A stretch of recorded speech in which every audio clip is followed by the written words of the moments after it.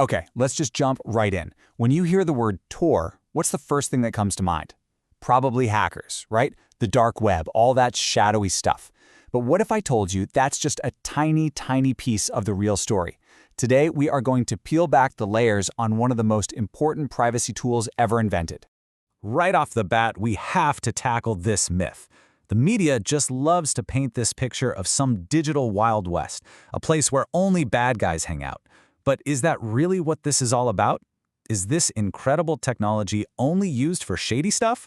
Well, the answer is a huge, resounding no.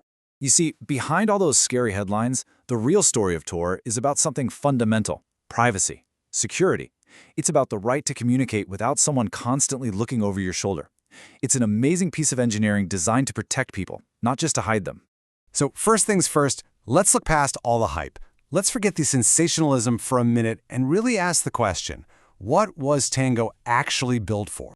Now, at the very heart of Tor is this brilliant idea, this metaphor that's so good it actually gives the technology its name, the onion. And we're about to see how these layers are the absolute secret to real online anonymity. So, what is Tor officially? Well, the name stands for the Onion Router. And the most important part of this is that it's not some single company or one big server somewhere. It's a decentralized, global network of computers run completely by volunteers.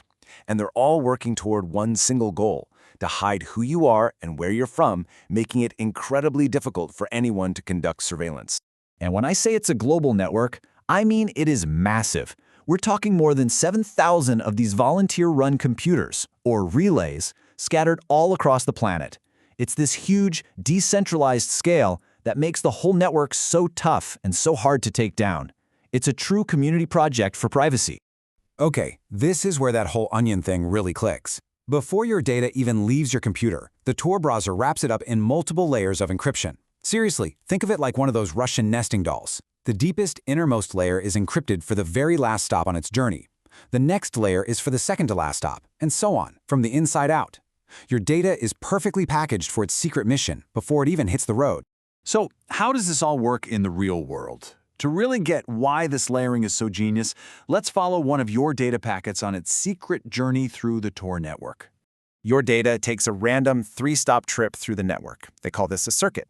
So the first stop, the guard relay, it sees the traffic is coming from you. It knows your IP address. But because of those encryption layers, it has no clue where that data is ultimately going. Then you hit the middle relay, which is basically the perfect middleman. It only knows the computer that came before it and the one that comes after it. It is completely blind to the bigger picture. And then finally, the exit relay sees the final destination, the website you're trying to visit. But it has absolutely no idea where that request originally came from. And this right here illustrates the absolute core of its security. The information is totally separated. No single point in this whole chain knows both who you are and where you are going. The guard relay knows the who, but not the where. And the exit relay knows the where, but not the who. It's the magic trick that makes it all work. And just to make things even more secure, this entire 3-hop path gets torn down and a totally new, completely random one is built for you automatically, every 10 minutes. So even if someone, somehow, could start to figure out your path, poof, the trail goes cold almost immediately. Okay, so that's how you use Tor to browse the regular internet, what folks call the clear net. But what about those infamous .onion sites you've heard about? Well, this is where Tor's security model gets taken to a whole other level. You see, a hidden service, or a .onion site, it doesn't even exist on the normal web. It's a server that also lives inside the Tor network. So what does that mean? It means that when you connect to it, not only is your identity hidden, but the server's location and identity are hidden too. It's true end-to-end anonymous communication. Just look at the difference here. When you go to a normal website, your traffic has to leave the safety of the Tor network through that exit node we talked about, and that can be a weak point. But when you visit a .onion site, your traffic never leaves the network. The entire conversation happens inside this secure, encrypted ecosystem, which makes it the absolute highest level of security and anonymity that Tor can offer. Okay, we've geeked out on the tech, but now let's talk about the human side of all this. Who is actually using Tor? What are the real-world risks? And why should any of this matter to you? So let's forget the stereotypes for a second. For journalists working in oppressive countries, Tor is literally a lifeline. It's the only way they can safely talk to sources or publish a story without being thrown in jail. It's used by law enforcement to go undercover online without blowing their cover. It's an absolutely critical tool for activists organizing for change, and honestly for everyday people who just believe they have a right to browse the web in private. This isn't just about hiding. For so many people, it's about survival and freedom. But using a tool this powerful means you've got to be responsible. Rule 1, always use the official Tor browser, which is built for safety right out of the box. You have to be super careful with scripts like JavaScript, because those can be used to track you. It should go without saying, but never log into your personal accounts or upload personal files.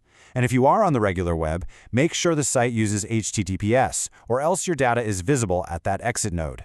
For people who need the absolute highest protection, there are even entire operating systems like Tails that force all of your computer's internet traffic through Tor, no exception. And this might be the most important point of all. The core technology behind Tor is incredibly strong. It has never been fundamentally broken. When you hear about big busts, like the infamous Silk Road Marketplace, it is almost always because of simple human error. Sloppy mistakes, bad server setups, what they call operational security failures. It's not because someone cracked Tor itself. The user is and has always been the weakest link in the chain. So that leaves us with this massive question for our digital age.